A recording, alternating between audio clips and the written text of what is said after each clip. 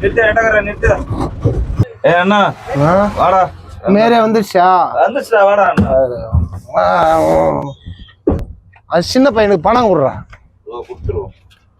இந்த ஆட்டோக்கார வச்சுக்கோ பாத்துக்கலாம். தம்பி என்னப்பா 10 ரூபாய் தர? 40 ரூபாய் வருப்பா. 40 ரூபாய் எதுக்கு 40 ரூபாய்? நம்ம 2 பேருக்கு 40 ரூபாய் ஆகுதுப்பா. 10 ரூபாய் கொடுத்துட்டு போறீங்களாப்பா? செலவாயிருச்சு, எப்பவுமே கொடுப்போம். இப்ப கையில காசு இல்ல, பாத்துக்கலாம் வை. தம்பி 10 ரூபாய் கொடுத்துட்டு போய் நியாயமாப்பா?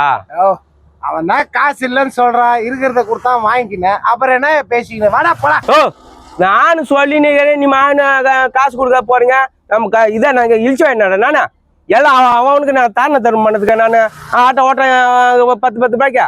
ஏய் அடிங்க, என்ன எங்க அண்ணனே மிரட்டுறா? லைன்ல வண்டி ஓட்ட மாட்டேன் நீ பாக்குறியா? இப்படித்தானே போயின்னு வந்துனுக்குற. ஆமா, என்ன எங்க அண்ணனே மிரட்டு.